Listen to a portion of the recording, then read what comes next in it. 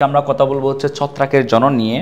তো তোমরা শৈবালের জননের ক্ষেত্রে কিন্তু তিন ধরনের জনন দেখছিলা, হচ্ছে অঙ্গজ, অযৌন এবং যৌন। ছত্রাকের জননের ক্ষেত্রেও ঠিক সেম, আমরা তিন ধরনের জনন লক্ষ্য করব। একটা হচ্ছে অঙ্গজ জনন। অঙ্গজ জনন মূলত হবে দৈহিক অঙ্গের মাধ্যমে। আর একটা হচ্ছে অযৌন জনন। অযৌন জনন হবে আমরা জানি হচ্ছে কিসের মাধ্যমে? স্পুরের মাধ্যমে। কিসের মাধ্যমে হয় অযৌন জনন? স্পুরের মাধ্যমে। আরেকটা হচ্ছে ভাইয়া যৌন জনন, যেটা হচ্ছে উন্নত প্রকৃতির জনন, যেটা হচ্ছে গ্যামেটের মাধ্যমে। অর্থাৎ গ্যামেট হচ্ছে কি? শুক্রাণু ডিম্বাণু, অর্থাৎ পুংজননকোষ এবং স্ত্রী জননকোষের মাধ্যমে। তাহলে আমরা কয় ধরনের জনন লক্ষ্য করলাম? অঙ্গজ জনন, অযৌন জনন এবং হচ্ছে যৌন জনন।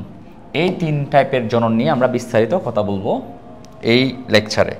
তার আগে আমরা একটু জেনে নিই হচ্ছে ছত্রাককে কিন্তু ছত্রাকের তোমার যে দৈহিক অংশের প্রজনন অঙ্গ গঠনের ভিত্তিতে দুই ভাগে ভাগ করা হয়েছে। ছত্রাককে দুই ভাগে ভাগ করা হয়েছে তাদের প্রজনন অঙ্গ গঠনের ভিত্তিতে, ঠিক আছে? এই দুই ভাগে কি কি? একটা হচ্ছে হলুকার্পিক ছত্রাক। হলুকার্পিক ছত্রাক, দেখো হলুকার্পিক ছত্রাক কাকে বলবা? হলু শব্দের অর্থ হচ্ছে এখানে সম্পূর্ণ, আর কার্পিক দ্বারা বোঝাচ্ছে হচ্ছে ফল, ফল দ্বারা বোঝাচ্ছে হচ্ছে প্রজননের অংশ, ঠিক আছে? তাহলে হলু শব্দ অর্থ সম্পূর্ণ। তাহলে আমরা বলতে পারি হচ্ছে যদি যে সকল ছত্রাকের ক্ষেত্রে, তাহলে আমরা লিখি যে সকল ছত্রাকের সমস্ত দেহ জননে অংশ নেই, তাকে আমরা বলবো কি? হলুকার্পিক ছত্রাক। আরেকটা ছত্রাক হচ্ছে ভাই হলুকার্পিক ছত্রাকের যে তোমার আরেকটা ছত্রাক হচ্ছে দেখো ইউকার্পিক ছত্রাক। ইউকার্পিক ছত্রাক। তো ইউকার্পিক ছত্রাক আসলে আমরা কাকে বলবো? দেখো ইউকার্পিক ছত্রাকের ইউ অর্থ হচ্ছে ট্রু বা সত্য, মানে তার একটা প্রজনন অংশ থাকবে, যেটা আরেকটা থাকবে দৈহিক অংশ, মানে প্রজনন অংশটা হচ্ছে শুধু প্রজননের জন্যই ব্যবহার হবে। কার্পিক মানে হচ্ছে ফল বা প্রজননের অংশ বোঝায়। তাহলে ইউকার্পিক ছত্রাক কাকে বলবো? যে সকল ছত্রাকের দৈহিক অংশ ও প্রজনন অংশ পৃথক। ছত্রাকের দৈহিক অংশ ও প্রজনন অংশ পৃথক বা জনন অংশ পৃথক,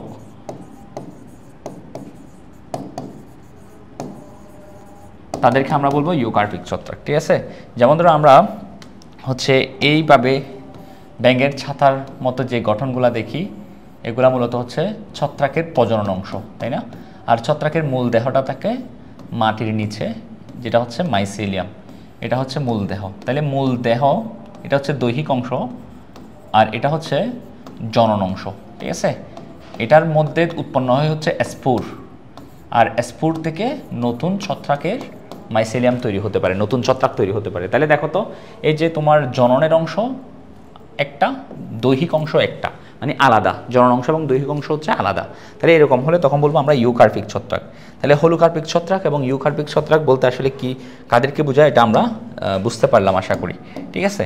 তাহলে এরপরে আমরা যেটা দেখবো সেটা হচ্ছে শৈবালের যে জননের মধ্যে, ছত্রাকের জননের মধ্যে অঙ্গজ জনন নিয়ে প্রথমে আমরা কথা বলবো। দেখো অঙ্গজ জননের মধ্যে আমরা দেখব হচ্ছে তিন ধরনের অঙ্গজ জনন দেখা যায়। একটা হচ্ছে দৈহিক খণ্ডায়ন, অর্থাৎ ছত্রাকের দেহ যদি কোনো কারণে খণ্ডায়িত হয়ে যায়, সেক্ষেত্রে দুইটা খণ্ড দুইটা ছত্রাকের দেহ তৈরি করবে। আরেকটা হচ্ছে তোমার দ্বিবিভাজন, এটা দেখা যায় হচ্ছে এককোষী ছত্রাকের ক্ষেত্রে দ্বিবিভাজন। আরেকটা দেখব হচ্ছে তোমার কুড়ি সৃষ্টির মাধ্যমে, অর্থাৎ কুড়ি বা মুকুল সৃষ্টির মাধ্যমে এই জননটা হবে। তাহলে আসো প্রথমত আমরা কথা বলবো হচ্ছে দৈহিক খণ্ডায়ন নিয়ে। এটা দৈহিক খণ্ডায়নটা হচ্ছে ধরো এটা হচ্ছে ছত্রাকের একটা দেহ, অর্থাৎ ছত্রাকের এগুলো হচ্ছে শাখা পোশাকাযুক্ত হাইপে, এগুলোকে আমরা মাইসেলিয়াম বলি। তো মাইসেলিয়াম কোনো কারণে ধরো এক বা একাধিক খণ্ডে বিভক্ত হয়েছে, তখন প্রতিটি খণ্ড তোমার দুইটি ছত্রাকের দেহ তৈরি করবে, ঠিক আছে? প্রতিটি খণ্ড থেকে দুটি ছত্রাক দেহ তৈরি হবে। ঠিক আছে। তাহলে কোনো কারণে যদি ছত্রাকের দেহ কি হয়ে যায়, খণ্ডিত হয়ে যায়, এক বা একাধিক খণ্ডিত হয়ে যায়, প্রতিটি খণ্ড থেকে আলাদা আলাদা ছত্রাকের জন্ম হবে, যেটাকে বলবো আমরা দৈহিক খণ্ডায়নের মাধ্যমে জনন। যেহেতু এটা অঙ্গের মাধ্যমে হচ্ছে, এটা হচ্ছে এক ধরনের অঙ্গজ জনন। একটা হচ্ছে দ্বিবিভাজন। দ্বিবিভাজন মূলত হচ্ছে এক ধরনের কোষ বিভাজন।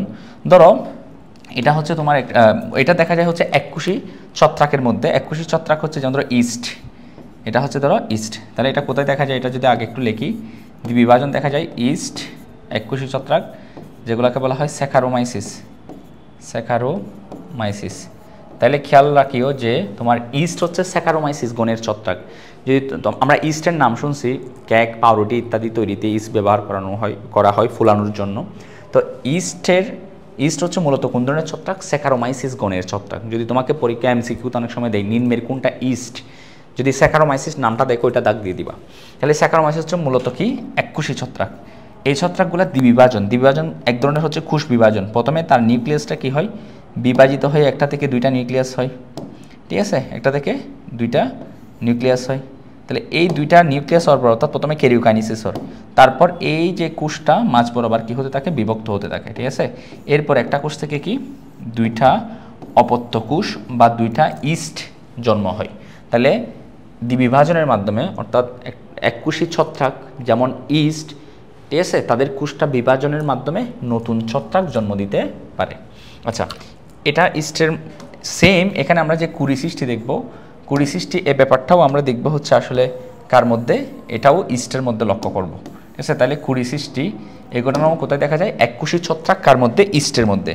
যেমন এটা হচ্ছে একটা ইস্টের থেকে এরকম একটা উপবৃদ্ধি তৈরি হয়, যেটাকে বলা হচ্ছে কুড়ি বা বাট বলা হয়। এখন এই কুড়ি বা বাটটা আস্তে আস্তে ধীরে ধীরে বড় হয়, ধীরে ধীরে বড় হতে থাকে, ঠিক আছে। এবং একই সাথে এখান থেকে একটা নিউক্লিয়াস তোমার তৈরি হয়ে, যেটা একটা কুড়ির ভিতরে প্রবেশ করে একটা মূল দেহে থাকে। এবং একসময় এই কুড়িটা দেহ থেকে আলাদা হয়ে যায়, ফলে দুইটা ছত্রাক কোষের বা ইস্টের জন্ম হলো, ঠিক আছে। তাহলে এভাবে কুড়ি সৃষ্টির মাধ্যমে ইস্ট বা স্যাকারোমাইসিসরা বংশবৃদ্ধি করতে পারে। তাহলে আমরা দেখলাম দৈহিক খণ্ডায়ন। দৈহিক খণ্ডায়ন দেখা যায় কার মধ্যে, যেমন ধরো রাইজোফাস নামক ছত্রাকের মধ্যে দেখা যায়, ঠিক আছে।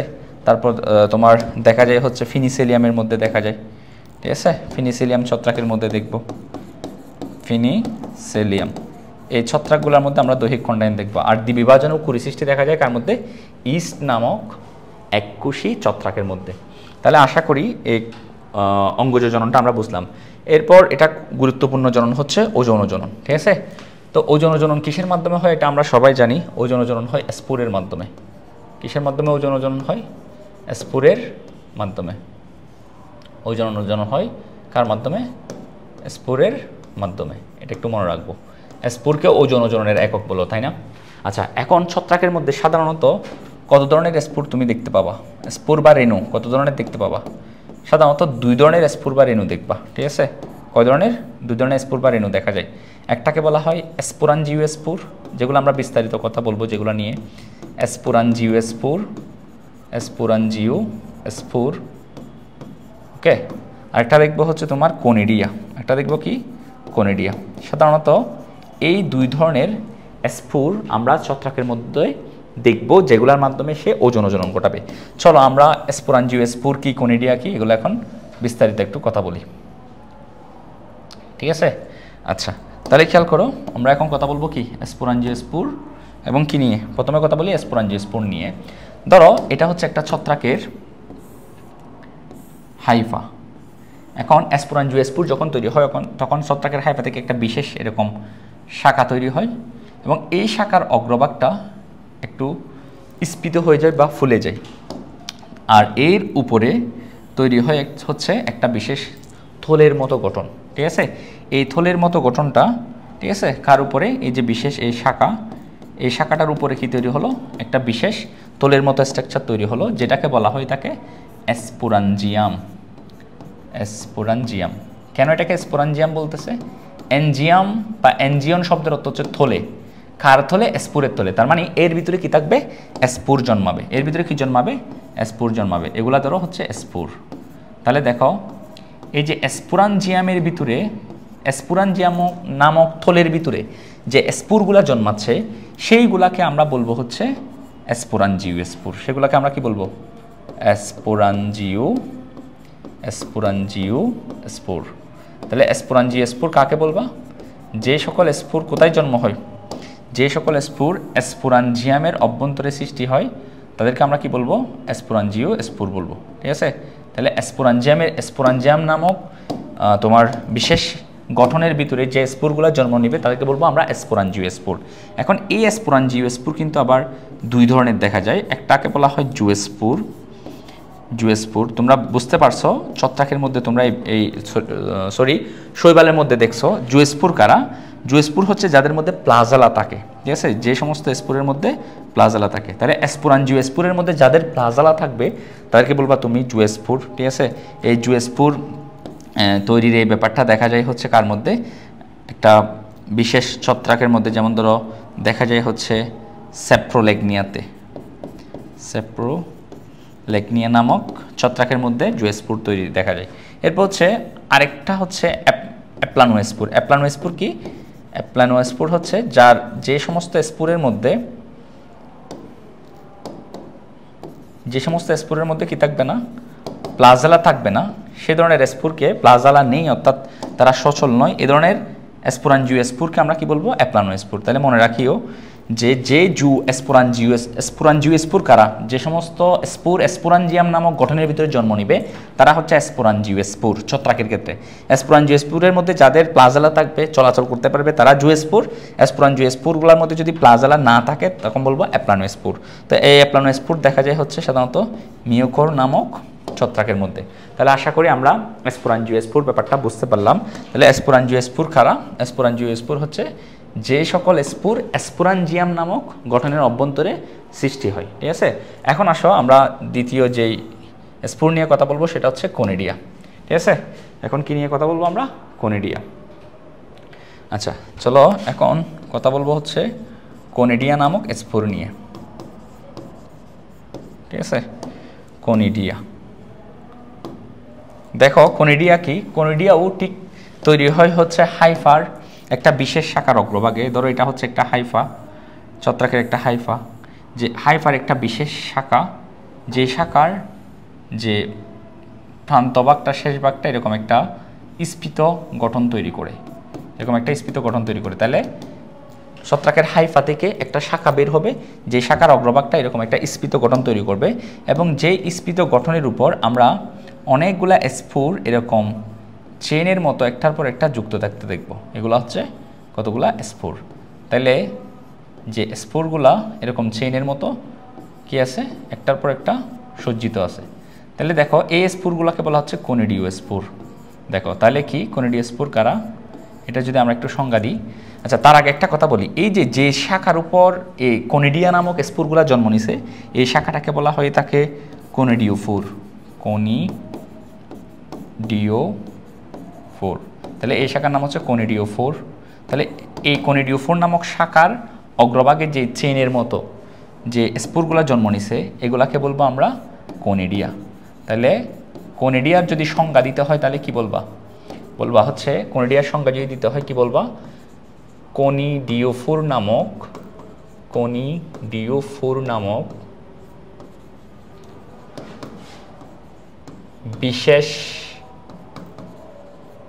বিশেষ হাইফার অগ্রভাগে উৎপন্ন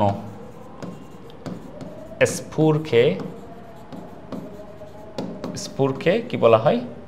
কনিডিয়া বলে। স্পোরকে কি বলে? কনিডিয়া বলে। তাহলে আশা করি কনিডিয়া কাকে বলে এটা আমরা বুঝতে পারছি। ঠিক আছে, তাইলে যে কনিডিয়া হচ্ছে কিছু স্পোর যেগুলো কার উপর জন্মাবে? কনিডিওফোর নামক একটা শাখার অগ্রভাগে এরকম চেইনের মতো জন্মাবে। ঠিক আছে, তাহলে আমরা দেখলাম হচ্ছে এই যে কনিডিয়াটা এটা কোন ছত্রাকের মধ্যে দেখা যায়? সাধারণত এটা এক্সাম্পল হিসেবে আমরা বলতে পারি অ্যাসপারজিলাস নামক ছত্রাকের মধ্যে দেখবা এরকম কনিডিয়া জন্ম নিচ্ছে, কনিডিয়া নামক স্পোর জন্ম নিচ্ছে। তারপর দেখা যায় ফিনিসিলিয়ামের মধ্যেও কনিডিয়া জন্মাতে থাকবে। এখন এই কনিডিয়াগুলা এখান থেকে স্পোরগুলো এখান থেকে আলাদা হয়ে তোমার পরবর্তীতে অঙ্কুরিত হয়ে নতুন ছত্রাকের দেহ তথা মাইসেলিয়াম তৈরি করতে পারবে, নতুন একটা ছত্রাক দেহ তথা মাইসিলিয়াম তৈরি করতে পারবে। সো এটা আমরা মনে রাখবো। তাহলে আমরা দুই ধরনের স্পোরের কথা বললাম ছত্রাকের মধ্যে পাবো, সেগুলো হচ্ছে স্পোরাঞ্জিওস্পোর আর একটা হচ্ছে কি কনিডিয়া। স্পোরাঞ্জিওস্পোরের মধ্যে দুই ধরনের, একটা হচ্ছে জুওস্পোর প্লাজেলা দাখলা, একটা হচ্ছে প্লানোস্পোর। এছাড়াও ছত্রাকের মধ্যে আরও স্পোরের মতো আরও কিছু গঠন দেখা যায়, যেমন ধরো স্পোরের মতো আরেকটা গঠন দেখা যায় ছত্রাকের মধ্যে, সেটা হচ্ছে বলা হয় হচ্ছে ক্ল্যামাইডোস্পোর। এটা নিয়ে আমরা একটু কথা বলি।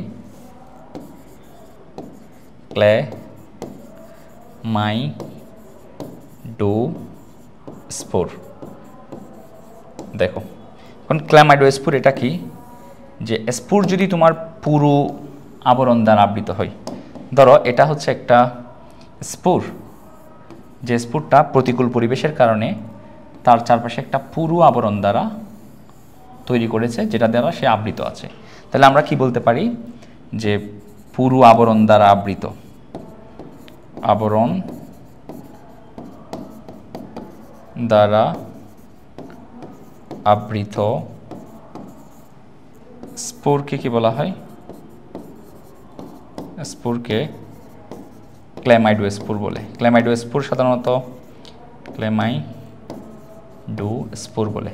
তাহলে ক্ল্যামাইডোস্পোর পুরো আবরণ কেন বেষ্টিত হলো, কারণ সে প্রতিকূল পরিবেশ থেকে নিজেকে রক্ষা করার জন্য, প্রতিকূল পরিবেশ শেষে এই ক্ল্যামাইডোস্পোর চাইলে তোমার পুরো আবরণটা থেকে বের হয়ে নতুন ছত্রাকের দেহ তথা হাইপি, শাখা প্রশাখাযুক্ত হাইপি তথা মাইসিলিয়াম গঠন করতে পারে, অর্থাৎ নতুন ছত্রাকের দেহ। মাইসিলিয়াম মানে কি, ছত্রাক, ঠিক আছে। মাইসিলিয়ামই হলো ছত্রাকের মূল দেহ, ঠিক আছে। আচ্ছা, তাহলে পুরো আবরণ দ্বারা আবৃত স্পোরকে আমরা কি বলবো, ক্ল্যামাইডোস্পোর। এই ক্ল্যামাইডোস্পোরটা তোমরা দেখতে, কারা কারা ক্ল্যামাইডোস্পোর দেখা যায় কোথায় কোথায়, সে বলতে পারে আমরা মিউখুর নামক ছত্রাকের মধ্যে ক্ল্যামাইডোস্পোর আমরা দেখতে পাবো। তারপর দেখা যায় হচ্ছে ফিউজেরিয়াম নামক ছত্রাকের মধ্যেও ক্ল্যামাইডোস্পোর দেখা যায়। আচ্ছা, এরপর আরেকটা বিশেষ গঠন আমরা নিয়ে কথা বলবো, যেটা হচ্ছে ওইডিয়া। কি বলা হয়, ওইডিয়া, ঠিক আছে। ওইডিয়া নামক একটা বিশেষ গঠন আছে, যার মাধ্যমেও ছত্রাক বংশবিস্তার করতে পারে। ওইডিয়া জিনিসটা কি দেখো, ধরো এটা হচ্ছে একটা ছত্রাকের হাইফার কুশ, ঠিক আছে। ছত্রাকের হাইফার কি, কুশ। এখন এই ছত্রাকের হাইফার কুশগুলোর মধ্যে ধরো প্রস্থপ্রাচীর তৈরি হলো, ঠিক আছে, মাঝখানে প্রস্থপ্রাচীর তৈরি হলো। প্রস্থপ্রাচীর তৈরির মাধ্যমে এই কুশগুলা ধরো কি হয়ে গেল, আলাদা হয়ে গেল, খণ্ডিত হয়ে গেল। এখন এই খণ্ডগুলাকে তোমরা বলবা হচ্ছে ওইডিয়া। তাহলে ছত্রাকের হাইফার মধ্যে প্রস্থপ্রাচীর সৃষ্টির মাধ্যমে যে ছোট ছোট খণ্ড তৈরি করে সেগুলোকে আমরা কি বলবো, সেগুলোকে বলবো ওইডিয়া। ওইডিয়া কি, তাহলে ছত্রাকের হাইফাই বা হাইফাতে প্রস্থপ্রাচীর সৃষ্টির মাধ্যমে, প্রস্থপ্রাচীর সৃষ্টির মাধ্যমে যে ছোট ছোট খণ্ড তৈরি হয় তাকে আমরা ওইডিয়া বলবো। এখন ওইডিয়া দিয়ে কি করে, ওইডিয়াগুলো পরবর্তীতে নতুন ছত্রাকের জন্ম দিতে পারে, নতুন ছত্রাক তৈরি করতে পারে, ঠিক আছে। তাকে আমরা ওইডিয়া বলি। পরবর্তীতে ওইডিয়া থেকে কি হতে পারে, নতুন ছত্রাকের মাইসিলিয়াম তৈরি হতে পারে। তাহলে তোমার ওইডিয়া সৃষ্টির মাধ্যমে যে বংশবিস্তার এটা দেখা যায় কফ্রিনাস টোগোফাস নামক একটা ছত্রাকের মধ্যে আমরা দেখতে পাবো। তাহলে খেয়াল করো তো, কয় ধরনের আমরা পড়লাম। সাধারণত স্পোর হচ্ছে দুই ধরনের, এটা মনে রাখিও, স্পোরাঞ্জিওস্পোর এবং কনিডিয়া। স্পোরাঞ্জিয়ামের ভিতরে জন্মানো স্পোরকে স্পোরাঞ্জিওস্পোর, আর কনিডিয়া কি, কনিডিওফোর নামক বিশেষ হাইফার অগ্রভাগে জন্মানো স্পোরকে কনিডিয়া বলবো। এছাড়াও আর বাকি দুইটা হচ্ছে ক্ল্যামাইডোস্পোর কি, পুরো আবরণ দ্বারা আবৃত স্পোরকে ক্ল্যামাইডোস্পোর বলবো, আর ওইডিয়া কি, ছত্রাকের হাইফের মধ্যে প্রস্থপ্রাচীর সৃষ্টির মাধ্যমে যে ছোটো ছোটো খণ্ডগুলো তৈরি হবে, যারা পরবর্তীতে নতুন ছত্রাক দেহ তৈরি করতে পারে, তারা হচ্ছে ওইডিয়া। তাহলে এই হচ্ছে আমাদের যৌনজনন নিয়ে কথা। এরপর আমরা কথা বলবো হচ্ছে ছত্রাকের যৌনজনন নিয়ে। সো তোমরা জানো হচ্ছে ছত্রাকের যৌনজনন কিসের মাধ্যমে হবে, ছত্রাকের যৌনজনন হবে স্পোরের মাধ্যমে। সরি জননকোষের মাধ্যমে, গ্যামেটের মাধ্যমে। যৌনজনন কিসের মাধ্যমে হবে? গ্যামিট বা জননকোষের মাধ্যমে। যৌনজনন হবে গ্যামিট বা জননকোষের মাধ্যমে, অর্থাৎ শুক্রাণু ডিম্বাণুর মাধ্যমে, ঠিক আছে? ছত্রাকের যৌনজনন হবে। এখন এই গ্যামিট যার ভিতরে উৎপন্ন হবে তাকে বলবো গ্যামেটেনজিয়াম। তাহলে গ্যামেটেনজিয়ামে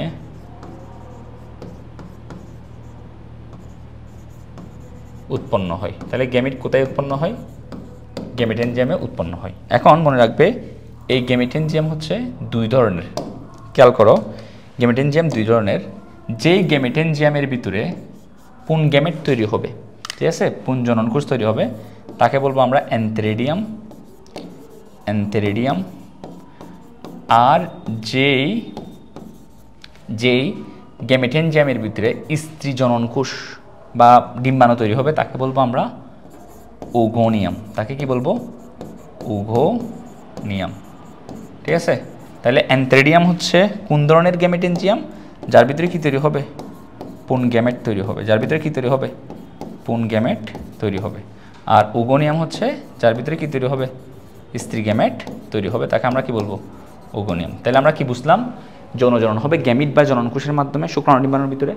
তো গ্যামিট যার ভিতরে উৎপন্ন হবে তাকে বলবো গ্যামেটেনজিয়াম। এনজিওন শব্দের অর্থ হচ্ছে থলের মতো, মানে একটা গঠন, বিশেষ গঠনের ভিতরে যেখানে গ্যামিট তৈরি হবে সেটাকে বলবো গ্যামেটেনজিয়াম, ঠিক আছে? স্পোর যেখানে উৎপন্ন হয় সেটাকে বলবো স্পোরাঞ্জিয়াম। গ্যামিট যেখানে উৎপন্ন হয় সেটাকে বলতেছে গ্যামেটেনজিয়াম। তাহলে গ্যামেটেনজিয়াম হচ্ছে দুই প্রকার। পুন গ্যামেট যে গ্যামেটেনজিয়ামে উৎপন্ন হবে সেটাকে বলবো অ্যান্থেরিডিয়াম, আর যেখানে ডিম্বাণু উৎপন্ন হবে, স্ত্রী গ্যামেট উৎপন্ন হবে, সেখানে বলবো ওগোনিয়াম, ঠিক আছে? এখন আসলে ছত্রাকের যৌনজননটা যদি আমরা একটু কথা বলতে চাই ছত্রাকের যৌনজনন নিয়ে বিস্তারিত, তাহলে আমরা কথা বলতেছি কি নিয়ে? ছত্রাকের যৌনজনন নিয়ে, ঠিক আছে? ছত্রাকের কি নিয়ে কথা বলতেছি? যৌনজনন। চলো, ধরো এটা হচ্ছে, এই দুইটা হচ্ছে ছত্রাকের জননকোষ। তারা হচ্ছে বাহ্যিক দৃষ্টিতে দেখতে একই রকম। ধরো আইসোগেমি এ ধরনের হলে আমরা আইসোগেমি বলি। জননকোষ দুটার যদি আকার আকৃতিতে একই রকম হয়। এখন এটার মধ্যে ধরো একটা শুক্রাণু প্লাস দিয়ে দিলাম, একটা হচ্ছে ডিম্বাণু। এখন এই শুক্রাণু এবং ডিম্বাণু দুইটা মিলিত হবে। শুক্রাণু ডিম্বাণু দুইটা একসাথে কী হবে? মিলিত হবে। দুইটা একসাথে মিলিত হওয়ার পর দেখা যাবে তাদের যে নিউক্লিয়াসটা আছে সেটা মিলিত হয় নাই, কিন্তু তাদের যে প্রোটোপ্লাজম সেটা মিলিত হয়েছে। তার মানে যেহেতু দেখো, খেয়াল করো, যেহেতু এখানে তোমার নিউক্লিয়াস মিলিত হয় নাই কিন্তু প্রোটোপ্লাজমটা মিলিত হয়েছে, না আমরা এই ধরনের মিলনকে বলবো প্লাজমোগেমি। কি বলবো এটাকে? প্লাজমোগেমি। তাহলে দেখো প্রথমে কি হলো? প্লাজমোগেমি। দুইটা গ্যামেট, ঠিক আছে, পুন গ্যামেট স্ত্রী গ্যামেট মিলিত হয়ে হবে, কিন্তু প্রোটোপ্লাজম মিলিত হবে, কিন্তু প্রোটোপ্লাস মিলিত হবে, কিন্তু নিউক্লিয়াস মিলিত হবে না। এরপরে আমরা কি লক্ষ্য করব? দেখো এরপরে দেখব পরবর্তীতে তাদের যে নিউক্লিয়াস আছে এই নিউক্লিয়াসটা মিলিত হবে। তাহলে নিউক্লিয়াস যেহেতু মিলিত হবে এটাকে বলবো ক্যারিওগেমি। তোমরা জানো ক্যারিয়ন মানে হচ্ছে নিউক্লিয়াস, তাই না?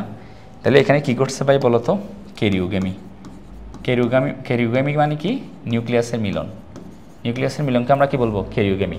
তাহলে প্রথমে প্লাজমোগেমি হবে, প্রোটোপ্লাস মিলিত হবে, তারপর নিউক্লিয়াস মিলিত হবে, এটাকে বলবো ক্যারিওগেমি।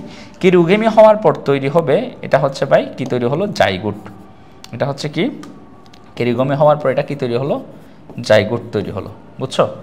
এখন এই জাইগোটটা এরপর জাইগোটের মধ্যে এরপর দেখা যাবে মিউসিস বিভাজন হবে। জাইগোট হচ্ছে কত ফ্লয়েড? জাইগোট হচ্ছে, মনে রাখি, এটা হচ্ছে ডিপ্লয়েড, ঠিক আছে? এটা ছিল হ্যাপ্লয়েড, জাইগোট হলো এখন কি? ডিপ্লয়েড। এখন এই ডিপ্লয়েড অবস্থায় মিউসিস হবে। মিউসিসের পর আমরা দেখব হচ্ছে এখানে কিছু স্পোর তৈরি হবে। মিউসিসের পর এখানে কি দেখব? মিউসিসের মাধ্যমে কিছু কি তৈরি হলো? স্পোর তৈরি হলো, ঠিক আছে? এবং এই স্পোরগুলো হচ্ছে আবার হ্যাপ্লয়েড, যেহেতু এখানে জাইগোটের মধ্যে কি করছে? মিউসিস ঘটছে, ঠিক আছে? তাহলে মিউসিস হওয়ার কারণে ডিপ্লয়েড জাইগোট থেকে কি তৈরি হলো? হ্যাপ্লয়েড স্পোর তৈরি হলো। এবং এই স্পোরগুলা অঙ্কুরিত হয়ে পরবর্তীতে আমরা কি দেখব? এই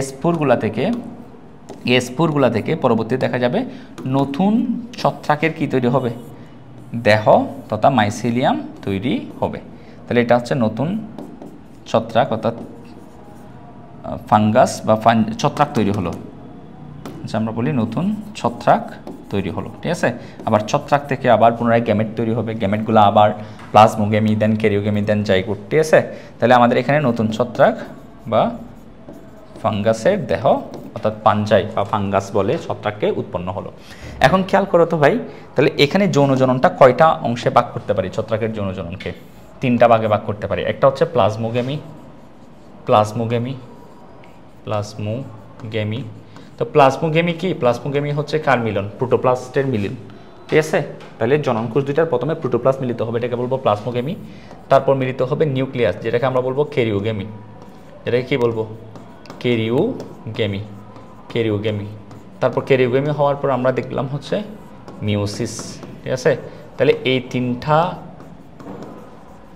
তিনটা ভাগে ভাগ করা যায় ছত্রাকের যৌনজননকে, প্লাজমোগেমি, ক্যারিওগেমি, এরপর হচ্ছে কি মিওসিসের মাধ্যমে ছত্রাকের যৌনজনন হবে, ঠিক আছে। আচ্ছা, কোনো ক্ষেত্রে আমরা দেখব হচ্ছে, দেখো যদি একটু লক্ষ্য করি, কোনো ছত্রাকের ক্ষেত্রে দেখা যায় আমরা এখানে যেই তোমার স্পুর দেখলাম, ঠিক আছে, সরি জাইগোট দেখলাম, জাইগোট থেকে স্পুর উৎপন্ন হয়। তো জাইগোট থেকে কিভাবে স্পুরটা উৎপন্ন হয়? ধরো এটা হচ্ছে জাইগোট। কোনো ছত্রাকের ক্ষেত্রে এই জাইগোটটা একটা বিশেষ গঠন তৈরি করে, এই রকম একটা স্ট্রাকচার তৈরি করে, এটাকে বলা হয় বেসিডিয়াম, ঠিক আছে। এটাকে কি বলা হয়? বেসিডিয়াম। তাহলে জাইগোট কি তৈরি করে? বেসিডিয়াম নামক একটা গঠন তৈরি করে কোনো ছত্রকে, এবং এই বেসিডিয়ামের অগ্রভাগে তৈরি হয় কিছু স্পুর। এই স্পুরগুলোকে আমরা বলবো হচ্ছে কি বেসিডিও স্পুর। এগুলাকে কি বলা হয়? বেসিডিও স্পুর। তাহলে এই ধরনের বেসিডিয়াম তৈরি হলো একটা স্ট্রাকচার গঠন, ঠিক আছে। এই বেসিডিয়ামের উপর তৈরি হলো বেসিডিও স্পুর। এইরকম দেখা যায় কোথায়? দেখো বেসিডিও মাইকোটা বিভাগের ছত্রাকের মধ্যে, ঠিক আছে, বেসিডিও মাইকোটার মধ্যে। তাহলে কোন বিভাগের ছত্রাকের মধ্যে আমরা বেসিডিয়াম তৈরি হবে, তার উপর স্পুর তৈরি হবে, সেটা হচ্ছে বেসিডিও মাইকোটার মধ্যে, ঠিক আছে। বেসিডিও মাইকোটার অপর নাম হচ্ছে, বা এদেরকে ক্লাব পাঞ্জাইও বলে। কেন? ক্লাব শব্দের অর্থ হচ্ছে ভাই মানে গদাকার কিছু। দেখো একটা লাঠি বা গদার অগ্রভাগে এরকম মোটা থাকে, নিচেরটা সরু থাকে, ঠিক আছে। সো এখানে বেসিডিয়ামটাও দেখতে কিসের মতো? এই যে এরকম গদাকার স্ট্রাকচার, ঠিক আছে। সেজন্য বেসিডিয়াম সৃষ্টি হওয়ার কারণে বেসিডিও মাইকোটা বিভাগের ছত্রাকদেরকে ক্লাব পাঞ্জাইও বলা হয়ে থাকে। তাহলে আমরা কি দেখব? জাইগোট থেকে বেসিডিয়াম তৈরি হবে, বেসিডিয়ামের উপর বেসিডিও স্পুর তৈরি হবে। এটা কোথায় দেখব? বেসিডিও মাইকোটা বা ক্লাব পাঞ্জাইতে। আর অনেক ক্ষেত্রে আমরা দেখব হচ্ছে জাইগোট থেকে এরকম একটা বিশেষ নল তৈরি হবে, এই নলের ভিতরেই স্পুর তৈরি হবে। নলের ভিতরে কি তৈরি হবে? স্পুর তৈরি হবে, ঠিক আছে। এই নলটাকে বলবো হচ্ছে অ্যাসকাস। কি বলা হয়? অ্যাসকাস। আর অ্যাসকাসের ভিতরে স্পুর তৈরি হচ্ছে, যেগুলোকে বলা হয় অ্যাসকোস্পুর। তাহলে এই ধরনের আমরা কার ক্ষেত্রে দেখব? অ্যাসকাস তৈরি হবে, একটা বিশেষ নল তৈরি হবে, নলের ভিতরে আমরা স্পুর দেখবো, যেগুলোকে অ্যাসকোস্পুর বলবো। এই ব্যাপারটা দেখা যায় হচ্ছে অ্যাসকোমাইকোটা। কাদের মধ্যে? অ্যাসকোমাইকোটা বিভাগের ছত্রাকের মধ্যে। তাহলে দেখো আমরা জাইগোট থেকে বেসিডিও মাইকোটা ছত্রাকের ক্ষেত্রে দেখবো একটা বেসিডিয়াম তৈরি হবে, তার উপরে স্পুর তৈরি হবে, আর স্পুরগুলো পরবর্তীতে নতুন ছত্রাক তৈরি করবে। আর অ্যাসকোমাইকোটা নামক ছত্রাকের মধ্যে আমরা কি দেখব? প্রথমে কি তৈরি হবে? অ্যাসকাস নামক একটা নল, আর এই অ্যাসকাস নামক নলের ভিতরে তৈরি হবে অ্যাসকোস্পোর, ঠিক আছে। এই হলো আমাদের ছত্রাকের যৌনজন, ঠিক আছে। একটা বিষয় বলি, কিছু ছত্রাকের ক্ষেত্রে একটা বিশেষ ঘটনা দেখা যায়, সেটা হচ্ছে দুইটা ভিন্নধর্মী হাইফা। ধরো এটা হচ্ছে একটা হাইফা, এগুলো হচ্ছে ধরো হাইফার কোষ, ঠিক আছে। এটা ধরো আরেকটা হাইফা, ঠিক আছে। কিছু ছত্রাকের ক্ষেত্রে এরকম একটা যৌনজনন প্রক্রিয়া দেখা যায়, ঠিক আছে, একটা হাইফা। তো হাইফার দুইটা কিন্তু পরস্পরের সাথে যে কোনো কোষ মিলিত হয়, এই জায়গায় ধরো মিলিত হয়ে গেছে, ঠিক আছে। তো এই জায়গায় যদি মিলিত হয়, দুইটা ভিন্নধর্মী হাইফা পরস্পরের সাথে মিলিত হয়, তাহলে এর মধ্যে কি থাকবে? দুইটা ভিন্নধর্মী নিউক্লিয়াস থাকবে, ঠিক আছে। দুইটা ভিন্নধর্মী কি থাকবে? নিউক্লিয়াস থাকবে। অর্থাৎ প্রোটোপ্লাজমের মিলন হয়েছে, প্রোটোপ্লাস্টের মিলন হয়েছে, কিন্তু নিউক্লিয়াসের মিলন হয়নি। এখন ধরো এখান থেকে নতুন একটা হাইফি তৈরি হলো, এবং হাইফির কোষগুলোর ভিতরে দেখা যাচ্ছে হচ্ছে দুই ধরনের কোষ আছে। কয় ধরনের কোষ? দুই ধরনের ভিন্নধর্মী কোষ আছে। একটা কোষ আমরা দেখব হচ্ছে এই ছত্রাকের হাইফির, অন্য একটা কোষ হচ্ছে এই ছত্রাকের হাইফির। তাহলে খেয়াল করো যে নতুন ছত্রাক যে হাইফাটা তৈরি হলো, এখানে আমরা দুইটা ভিন্ন ধরনের দুইটা নিউক্লিয়াস দেখতে পাচ্ছি। এই ধরনের হাইফি যদি তৈরি হয়, প্রথমে দুইটা ভিন্ন ধরনের হাইফা, একটাকে আমরা প্লাস অপরটাকে মাইনাস, এভাবে দুইটা ভিন্নধর্মী স্ট্রেন চিন্তা করতে পারি, ঠিক আছে। দুইটা ভিন্নধর্মী হাইফা কী করে প্রথমে নিউক্লিয়াস মিলিত হয় না, কিন্তু প্রোটোপ্লাস্টটা মিলিত হয় এবং তৈরি করে হচ্ছে একটা 2 নিউক্লিয়াস বিশিষ্ট কোষ। পরবর্তীতে এখান থেকে নতুন একটা ধরো হাইফার জন্ম হলো, একটা সূত্রকার হাইফার জন্ম হলো, যে হাইফার ভিতরেও দুইটা নিউক্লিয়াস থাকবে। নিউক্লিয়াস দুইটা কিন্তু 2 রকম, ঠিক আছে। এরকম হাইফিকে বলা হয় ডাইক্যারিওটিক হাইফি। ডাই মানে 2, ক্যারিয়ন মানে হচ্ছে নিউক্লিয়াস, ডাইক্যারিওটিক হাইফা বলে এরকম হাইফাকে। আর এই অবস্থাটাকে যেহেতু দুইটা, আর এই অবস্থাটাকে বলা হয়, এই অবস্থাটাকে কি বলা হয় দেখো, এই অবস্থাকে বলা হয় ডাইক্যারিয়ন। ডাইক্যারিয়ন মানে হচ্ছে ডাই মানে 2, ক্যারিয়ন মানে হচ্ছে নিউক্লিয়াস, ডাইক্যারিয়ন। অথবা এই অবস্থাকে বলে হচ্ছে হেটারোক্যারিয়ন। হেটারো কেন? কারণ এই যে দুইটা নিউক্লিয়াস আছে, দুইটা নিউক্লিয়াস কিন্তু একই রকম না, ভিন্নধর্মী। একটা হচ্ছে এই হাইফার, একটা হচ্ছে এই হাইফার, ঠিক আছে। সেজন্য এই ধরনের হাইফিকে হেটারোক্যারিয়ন, ক্যারিওটিক হাইফি বা হেটারোক্যারিয়নও বলে হাইফির অবস্থাকে। তাহলে মনে রাখিও যে ডাইক্যারিওটিক হাইফা বা হেটারোক্যারিওটিক হাইফা কি, অথবা ডাইক্যারিওটিক হাইফা কি বলবা হচ্ছে দুইটি ভিন্নধর্মী তোমার নিউক্লিয়াস নিয়ে গঠিত হাইফাকে আমরা কি বলবো, ডাইক্যারিওটিক হাইফা বলতে পারি। তাহলে পরবর্তীতে দেখা যায় এই দুইটা নিউক্লিয়াসের মধ্যে মিলিত হয়ে ক্যারিওগেমি হয়, ক্যারিওগেমি থেকে পরবর্তীতে জাইগোট তৈরি হয়, এরপর স্পোর তৈরি হয়ে নতুন ছত্রাকের জন্ম দিতে পারে। তাহলে এটা হচ্ছে আমরা বিশেষ একটা কিছু কিছু ছত্রাকের ক্ষেত্রে দেখা যায়, এটা তোমাদের বইয়ে উল্লেখ করছে। এমনি যৌনজননের ক্ষেত্রে আমরা বলবো হচ্ছে যৌনজনন হচ্ছে 3টা ভাগে ভাগ করা যায়। একটা হচ্ছে প্লাজমোগেমি, অর্থাৎ জননকোষের প্রোটোপ্লাস্টের মিলন হবে, কিন্তু নিউক্লিয়াসের মিলন হবে না, নিউক্লিয়াসের মিলন হবে গিয়ে পরে হবে, পরে নিউক্লিয়াসের মিলনকে আমরা বলবো ক্যারিওগেমি। ক্যারিওগেমির ফলে জাইগোট তৈরি হবে, জাইগোটটা ডিপ্লয়েড জাইগোটে মিউসিস হওয়ার মাধ্যমে কি তৈরি হবে, স্পোর, এবং এই স্পোর থেকে নতুন ছত্রাকের জন্ম হবে, ঠিক আছে। এভাবে হচ্ছে 3টা ভাগে 3টা ধাপে আমরা ভাগ করতে পারি যৌনজননকে। আবার জাইগোটের কিছু কিছু ক্ষেত্রে জাইগোট বেসিডিয়াম নামক একটা অংশ তৈরি করে, যার উপরে স্পোর তৈরি হয়, যেগুলোকে বলবো বেসিডিও স্পোর। এই ধরনের দেখা যায় হচ্ছে বেসিডিওমাইকোটা বা ক্লাব পাঞ্জাই এই বিভাগের ছত্রাকের মধ্যে। আর কোনো কোনো ক্ষেত্রে জাইগোট তৈরি করে একটা নলের মতো গঠন, যেটাকে বলা হচ্ছে অ্যাসকাস, এবং অ্যাসকাসের ভিতরে তৈরি হয় কিছু স্পোর, যেগুলোকে বলা হয় অ্যাসকোস্পোর। এই ধরনের দেখা যায় হচ্ছে অ্যাসকোমাইকোটা বিভাগের ছত্রাকের মধ্যে। তা আশা করি তোমরা ছত্রাকের যৌনজনন ও যৌনজননের ব্যাপারগুলো বুঝতে পারছো।